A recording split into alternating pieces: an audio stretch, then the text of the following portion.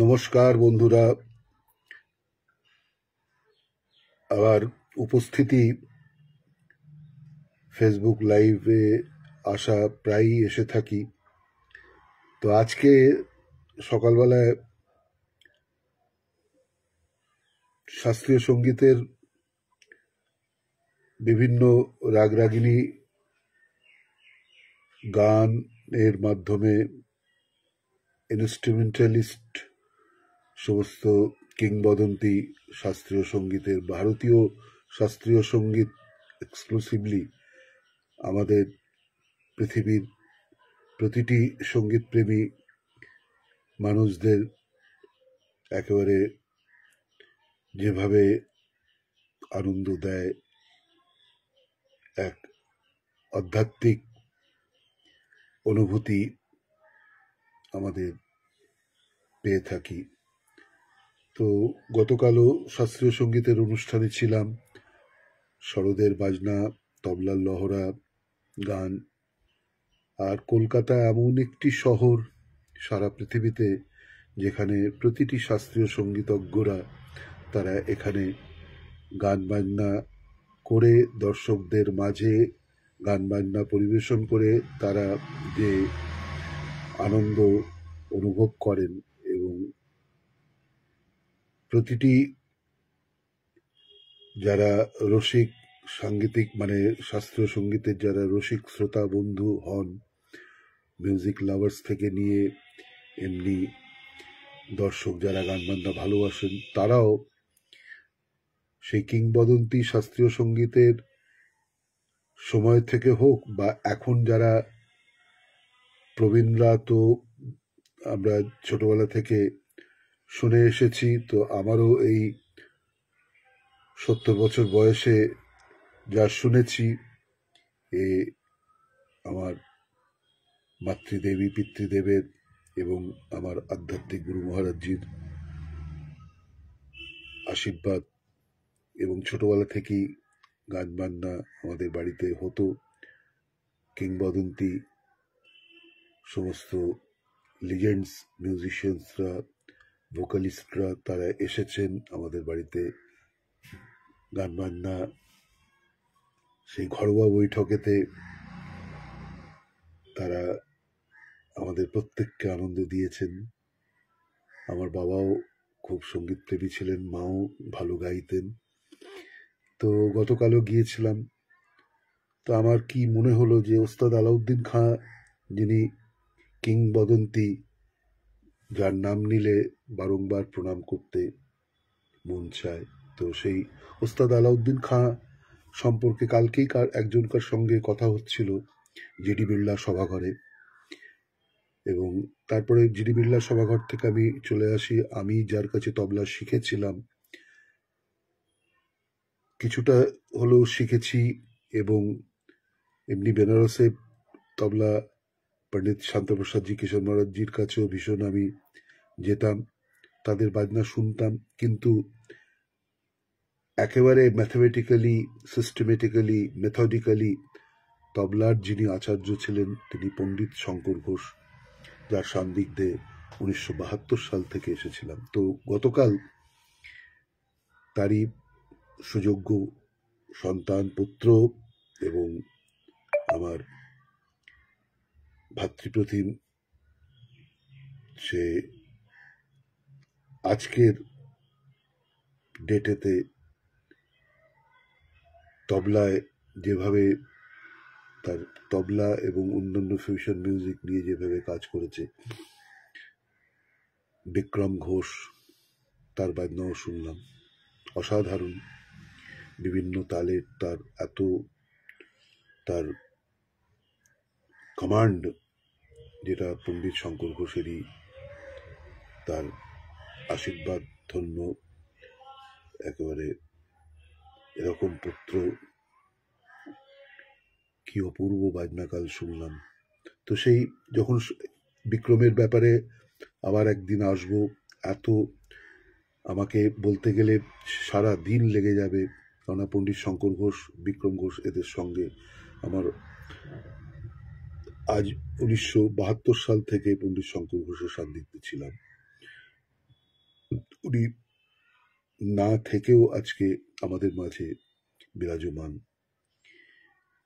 তো কালকে যেমন আমার এক শরদিষ্টের সঙ্গে কথা হচ্ছিল, তো সেই বাবা আলাউদ্দিন খাঁ সাহেবের কথা আমি এর আগেও বাবা আলাউদ্দিন খাঁয়ের মূল্যবান কিছু তথ্য আমার সঙ্গীত রসিক বন্ধুদের মাঝে তুলে ধরেছিলাম। তো পুনরায় আবার কালকে ওনার ছবি দেখে আবার মনে হলো যে অন্তত মিউজিক লাভার্সদের মাঝে বাবা আলাউদ্দিন খাঁ সাহেব এর সম্পর্কে একটু তুলে পুনরায় ধরি। তো এখন দেখলাম সময় রয়েছে, তো সময়ের সদুপয়োগ করে নেওয়াটা প্রয়োজন, কারণ আবার 2:30 থেকে সেই আজকে একেবারে চ্যাম্পিয়ন ট্রফি, আজ 50 ওভারের খেলা, একেবারে ভারত বনাম নিউজিল্যান্ডের খেলা, সেই 2:30 থেকে বসবো টিভির সামনে, তখন আর সময় হবে না। তা দেখলাম এখন সময় রয়েছে, তো সেই সময় ব্যবহার করে নিচ্ছি সময়টাকে। তো বাবা আলাউদ্দিন খাঁ সঙ্গীতের মহান সাধক, ঋষি সাধক যাকে বলা যায়, তার সেই ব্রতই ছিলেন। তিনি মহান সাধক এবং সবচেয়ে বড় কথা মা সারদা মা এবং মা কালীর উনি পূজারী ছিলেন। মা সারদার কৃপাতে এবং মা মহামায়া মা কালীর সেই কৃপায় তিনি সিদ্ধি লাভ করেছিলেন শাস্ত্রীয় সঙ্গীতে।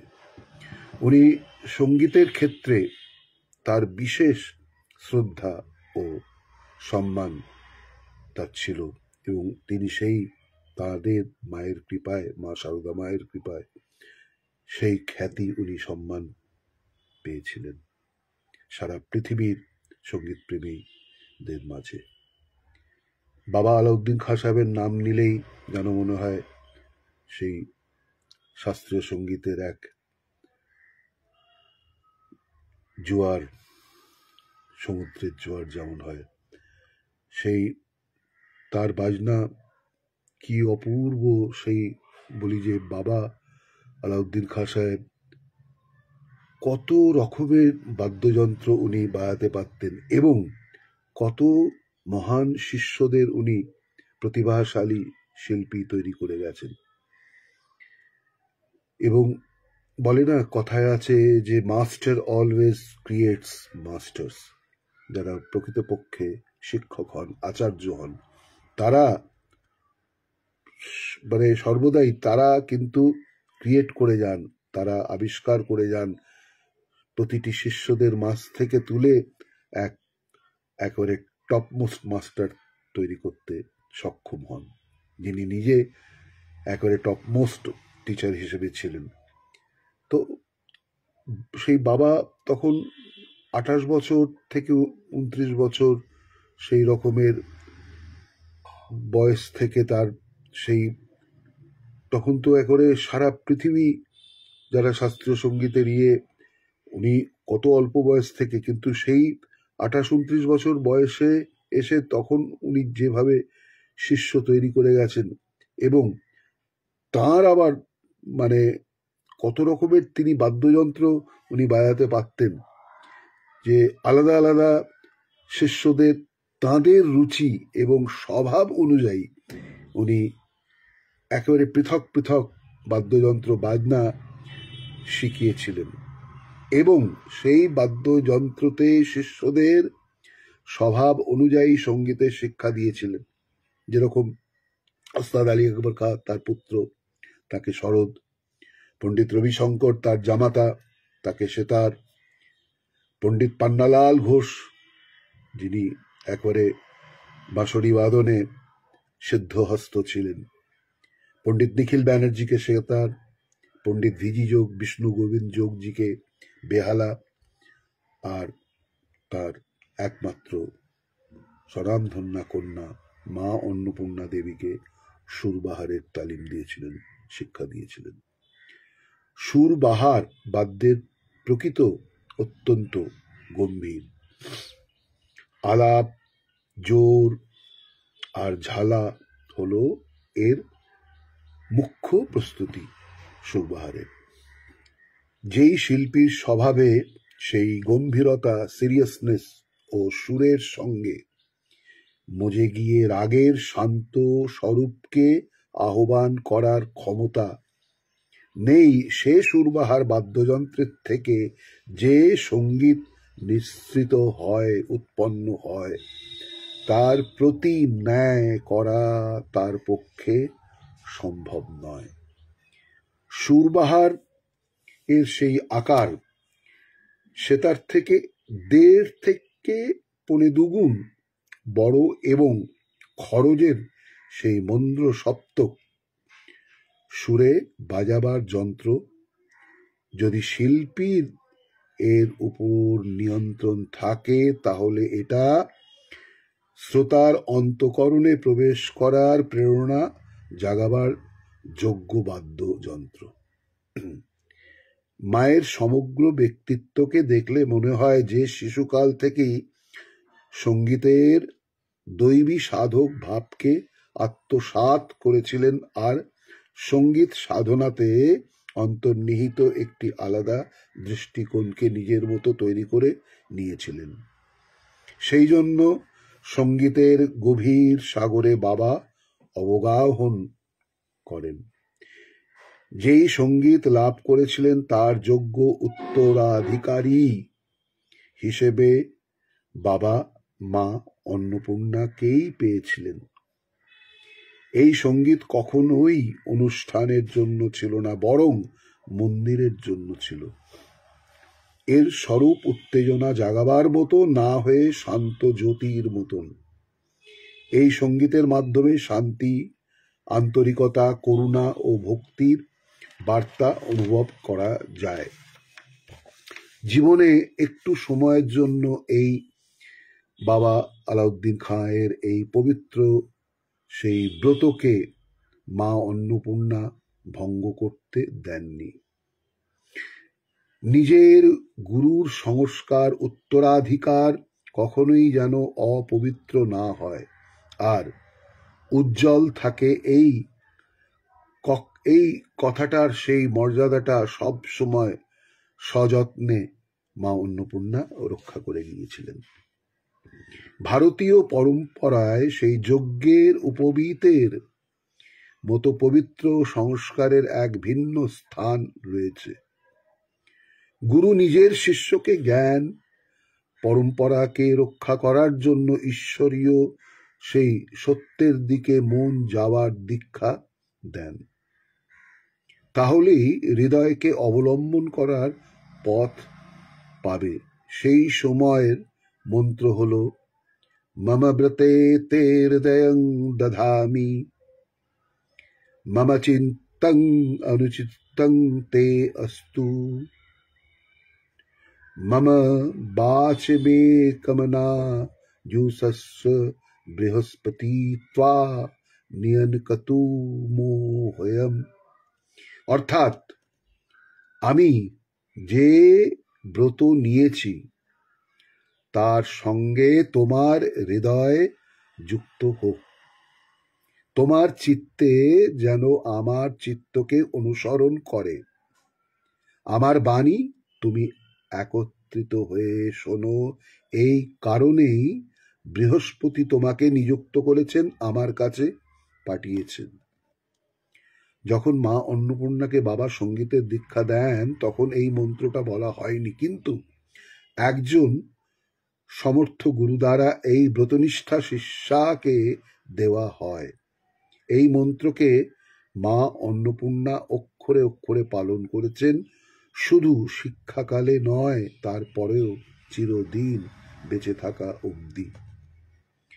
যিনি এত মহান সঙ্গীত শিল্পীদের গড়ে তুলেছিলেন, যাদের শিল্পের সমস্ত বিশ্ব সম্মান করে, এই রকম যোগ্য শিল্পীদের বিশ্বের সম্মুখে প্রস্তুত করেছিলেন, সেই বাবা আলাউদ্দিন কে ছিলেন?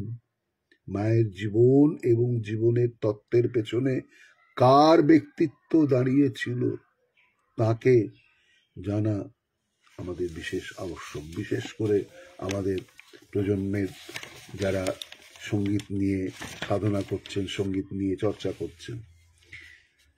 ওস্তাদ আলাউদ্দিন খাঁ সাহেব যখন মাইহারে রাজমহলে প্রবেশ করলেন, তখন কয়েকটা তার, দেখুন অসাধারণ তার সৃষ্টি, তখন কয়েকটা লোহার নলে ঠোকাঠুকি লাগলে যেরকম আওয়াজ উৎপন্ন হয় সেই রকম আওয়াজ ওনার কানে এলো। ওখানে গিয়ে দেখলেন যে রাজ্যের একজন সেবক পুরনো হয়ে যাওয়া কয়েকটা বন্দুকের নলগুলোকে ভাঙার জন্য একত্রিত করছিল। বাবা জিজ্ঞেস করলেন যে এইসবগুলো দিয়ে কি করবে, এগুলো তো কোনো কাজের নয়, সেই কাবারিওয়ালাকে বেচে দেবেও। তো বাবা মহারাজের কাছে গিয়ে বললেন, যদি আপনি বন্দুকের নলগুলোকে বাইরে ফেলে দেন তাহলে আমাকে দিন। মহারাজা আশ্চর্য হয়ে গেলেন, আপনি সঙ্গীতকার, আর এই বন্দুকের নল দিয়ে আপনার কি কাজ হবে? বাবা বললেন, এটার কাজটা পুরো হয়ে গেলেই আপনাকে জানাবো। আর বাবা বন্দুকের নলগুলোকে নিয়ে নিজের ঘরে এসে গেলেন।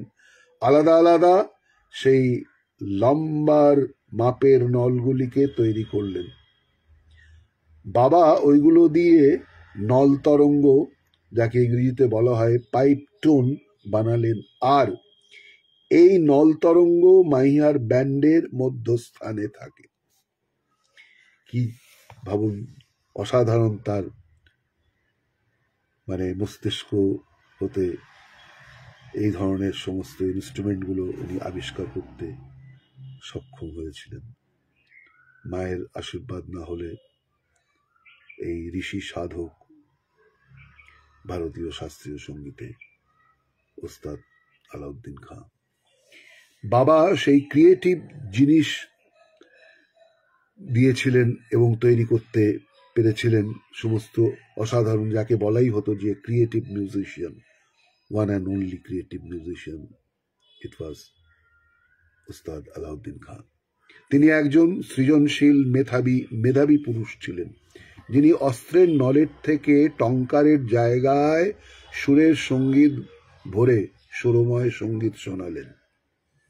যেন সেই নলের থেকে আগুন বের হতো আর সেখান থেকে সুরের প্রবাহ বইয়ে দিয়ে দেখালেন। আগেই উল্লেখ করা হয়েছিল যে বাবার অনেক বাদ্যযন্ত্রের উপরে প্রভুত্ব ছিল। যেমন ক্ল্যারিওনেট বাজাতে পারতেন, সেই ইয়েতে ক্ল্যারিওনেট, সানাই, বাঁশি, পিয়ানো, চেলো, বেহালা, ব্যাঞ্জো, তবলা, পাখোয়াজ তো বাজাতে পারতেনই, নাগাড়া, চৌঘরা, ঢোলক, ডফ, ডমরু, সরোদ, সেতার, সুরবাহার, সুরসিঙ্গার, এসরাজ, সারেঙ্গি এবং সারেঙ্গা রবাব গুলোতে উনি দক্ষ ছিলেন, সিদ্ধহস্ত। যেসব বাদ্যযন্ত্র বাবা আলাউদ্দিন খাঁ নিজে তৈরি করেছিলেন এবং নিজে বাজিয়েছিলেন তাদের নাম চন্দ্র সারং, সিতার, ব্যাঞ্জো, নল তরঙ্গ এবং আরো। শুধুমাত্র বাদ্যযন্ত্রের উপর প্রভুত্ব আর নতুন নতুন বাদ্যের খোঁজ করা পর্যন্ত ওনার সেই সৃজন ক্ষমতা সীমিত ছিল না। তাতে উনি স্বয়ং প্রচুর যে রাগের সৃষ্টি করেছিলেন তার একটি তালিকা আমার সঙ্গীত ভাইদের জন্য ভীষণ মূল্যবান। যেমন রাগ হেম বিহাগ, কৌশি, ভৈরব, মাঝ খাম্মাজ, হেমন্ত, মদন মঞ্জরি। কেন মদন মঞ্জরি আমার মাতা ওস্তাদ আলাউদ্দিন খাঁ সাহেবের সহধর্মিনী ছিলেন মদন মঞ্জরি। এবং শুভাবতী, মৃগমঞ্জরি, অর্জুন ভীম, ভগবতী, চণ্ডিকা, ধবলশ্রী, ধনকোষ, দীপিকা, দুর্গেশ্বরী, গান্ধী বিলাবল, হৈমন্তী, ভৈরব ইমন মাঝ, কোমল মারবা, জौनपुरी तोरी, केदार मांझ, माधवश्री, माधवगिरी, मौलय, मेघ बहार, मोहम्मद, नटखमाज, प्रभाकली, राजश्री, সুগন্ধ এবং সরস্বতী, এই ধরনের উনি রাগ সৃষ্টি করে গেছেন। এই কাজ কেবলমাত্র কোনো প্রখর প্রতিভাবান সেই সঙ্গীতজ্ঞই করতে সক্ষম হন, যার বর্ষ, আহার, শ্বাস প্রশ্বাস, মনন, চলন আর জীবনটাই যেন সঙ্গীতময়। একদিন সেই গ্রীষ্মকাল আগুনের মতন ফেটে পড়ছিল, অসহনীয় রোদ, আর মধ্যপ্রদেশের জানেন তো মাইয়ারের তখন ভূমি, প্রচন্ড প্রখরতা, গরমের দিন, যেন সূর্য দেবতা নিজের তাপের পরিচয় সবাইকে দিচ্ছেন। বাবার দেখুন কেমন সমস্ত ঘটনাগুলো। সেখানে দুজন ভাবী দিগ্গজ শিল্পী, যাকে হিন্দিতে কলাকার বলা হয়, নিজের গুরুর আগমনের প্রতীক্ষায় দুপুরবেলা বসেছিলেন। কিন্তু অন্নপূর্ণার সেই মনে একটা প্রশ্ন অনেকক্ষণ ধরে যাচ্ছিল যে এই রকম কেন, এত ভয়ঙ্কর গরমে এই রকম ভারী পোশাক পরে কেন বসে আছে, যেন কারুর বিয়েতে যাচ্ছে সেই রকম ভারী কোট পরে আলী আকবর খাঁ বসেছিলেন। এই রকম তো কেউ করবে না, চলো জিজ্ঞেস করে নি। যে শেষে উনি নিজের ভাইকে এই প্রশ্নটা করেই ফেললেন যে এই রহস্যটা কি। এরপর এই প্রশ্নটা করায় আলী আকবর খাঁ সাহেব দ্বিধায় পড়ে গেলেন আর গম্ভীর হয়ে গেলেন, বললেন, আরে বোন, তুই বুঝতে পারবি না, তোকে তো ভুগতে হয় না, কিন্তু আমাকে ভুগতে হয়। কিন্তু কি? আরে কি বলবো, বাবার মেজাজের কথা তো তুই জানিস, একটুও ভুল হলে বুঝে নাও যে সমস্যা এসে যাবে। এর মার খেতে হয় যে সারা শরীর ব্যথা হয়ে যায়। এই যে মোটা কোটটা পরেছি, এতে মার কম লাগে। সূর্যের গরমটা সহ্য করা সহজ হয়, কিন্তু গুরুর ক্রোধকে সহ্য করা কঠিন। আর এমনিতেই আমি ওনার ছেলে, অর্থাৎ শিষ্য, তা পরে আগে পুত্র, অর্থাৎ রাগ দ্বিগুণ। বাবা নিজের গরম মেজাজের জন্য প্রখ্যাত ছিলেন। এটা সবচেয়ে বেশি প্রসাদী লাভ আলী আকবর খাঁ সাহেব পেয়েছিলেন। একটা পুরনো প্রবাদ আছে, সেই হিন্দিতে কাহাবত আছে, ছড়ি বাজে ছমছম বিদয়া আবে ধম ধম। ছড়ি বাজে ছমছম বিদয়া আবে ধম ধম। ছড়ি বাজে ছমছম, বিদ্যা আসে ধমধম। আজকাল পেটানো একদম বন্ধ করে দেওয়া হয়েছে।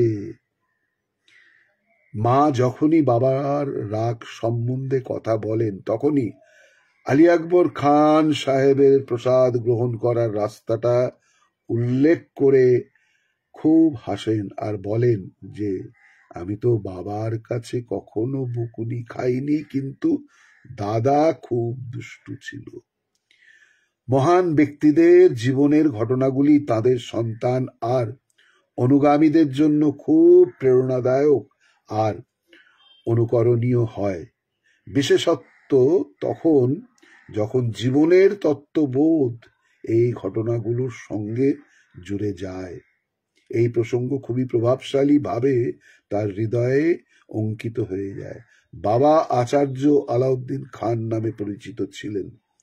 আচার্য শব্দের অর্থ হল অচিনৌতি, এবং শাস্ত্রের অর্থ অনুযায়ী যিনি স্বয়ং আচরণ করেন তিনি আচার্য, স্বয়ং আচার্য। যিনি জীবনে সিদ্ধান্তগুলোকে স্বয়ং আচরণ করে শিষ্যদের শেখান, তিনি হলেন আচার্য। আচরতি ইতি আচার্য। বাবা জীবনে যে সত্য বলে মেনেছেন, যেই গুণগুলোকে জীবনে আত্মস্থ করে এই রকম উচ্চ অবস্থাতে পৌঁছেছিলেন, সেই গুণগুলো শিষ্যদের ভিতরে বিকশিত হোক, এই ব্যাপারে তিনি খুবই আগ্রহী ছিলেন। এই রকম অনেক প্রসঙ্গ হয়েছে যেখানে বাবার ব্যক্তিত্ব প্রকট হয়েছে গুরুরূপে, পিতারূপে, এবং উদাত্ত মানবের রূপে। এইরকম অনেক প্রসঙ্গ মায়ের জীবনে গভীর প্রভাব এনেছে। সেরেন রানী মাথুর বাবার শিষ্যা ছিলেন, যিনি বাবার কাছে শরৎ শেখেন, তাও আবার মাইহারে গিয়ে। উনি অত্যন্ত সুখী এবং সম্পন্ন ঘরের তেজস্বী মহিলা ছিলেন। এটা তখনকার প্রসঙ্গ হচ্ছে যখন উনি মাইহারে থেকে বাবার কাছে শরৎ শেখার ইচ্ছা প্রকাশ করলেন। শুরুর দিন থেকেই নিজের বাড়ির যে ঘরটাতে সেরেন রানীকে থাকতে দিয়েছিলেন সেই ঘরে সাজ প্রসাধনের জিনিস, যেরকম পাউডার, লিপস্টিক, স্নো, এইসবের কৌটো বাবা রেখেছিলেন। 2-4 দিন পরে বাবা স্বয়ং বিচার করে দেখলেন এইগুলোর ভিতরে কোনো জিনিসগুলো কতটা ব্যবহার করা হয়েছে। বাবা খুব আস্তে আস্তে সেরেন রানীকে বললেন, আপনার দ্বারা এই বিদ্যার সাধনা করা সম্ভব নয়। যার বাইরের সৌন্দর্যের প্রতি আকর্ষণ আছে এবং সেই আকর্ষণ বারবার আপনার দিকে মন সেই টানছে, তার দ্বারা এই সাধনা করা সম্ভব নয়। শিষ্যের অন্তরের বৃত্তিটা জানার জন্য বাবার এটা ছিল এক নিজস্ব পদ্ধতি। শিষ্যের মন এই রকম সাধনার জন্য যদি ত্যাগ ভাবনা দিয়ে তৈরি না হয়, তাহলে সে এটা প্রাপ্ত করতে পারে না। এই সংস্কৃততে একটি প্রসিদ্ধ সুভাষিত আছে, সুখার্থী চেত ত্যজ্যতে বিদ্যা, বিদ্যার্থী চেত ত্যজ্যতে সুখম, সুখার্থিনী কুতো বিদ্যা, বিদ্যার্থিনী কুতো সুখম। যদি সুখার্থী হয় তবে বিদ্যা ত্যাগ করে, আর যদি বিদ্যার্থী হয়ে তবে সুখ ত্যাগ করে। এতেই সেরেন রানী বুঝে গেলেন যে উনি তো বাবার কাছে শেখবার সিদ্ধান্ত করেই ফেলেছিলেন। উনি এই সব জিনিসপত্রকে বিসর্জন দিয়েছিলেন, আর কলার ক্ষেত্রে সেই এত নাম করেছিলেন শিল্প সত্তায়। তিনি এত মানে আমার নিজে মনে পড়ে যায় সেরেন রানী মাথুরের বাজনা অসাধারণ বাজনা ছিল। তার শরদের বাজনা পণ্ডিত শঙ্কর ঘোষ তবলা সহযোগিতায় দিল্লিতে সেই এই মুরলীধর এই ফেস্টিভ্যালেতে আমরা মডার্ন স্কুলেতে দেখে শুনেছি তার বাজনা। সেই ভারত সরকার তাকে পদ্মশ্রী উপাধিতে সম্মানিত করেছিলেন। এবং আমার সমস্ত ওস্তাদ আলাউদ্দিন খাঁ সাহেবের জীবনে অনেক আশ্চর্য ঘটনা ঘটেছে এবং রুচিকর ঘটনার যারা বাবার পশুপ্রেমের নিদর্শনও পাওয়া যায়। যে মাইয়ার গ্রামে সেই সময় সবে বিদ্যুৎ ইলেকট্রিফিকেশন এসেছিল, বিদ্যুৎ এসেছিল একেবারে, মানে একবার মনে আছে সেই কোন একটা বাড়ির উপর দিয়ে বিদ্যুতের তার বোধহয় ঝুলছিল, এই ঝোলা তার থেকে একটা বাঁদরের কারেন্টের সেই ঝটকা যাকে বলা হয় লেগে যায়, সেই বাঁদরটি অজ্ঞান হয়ে নিচে পড়ে যায়, ওর একটু আঘাতও লেগেছিল।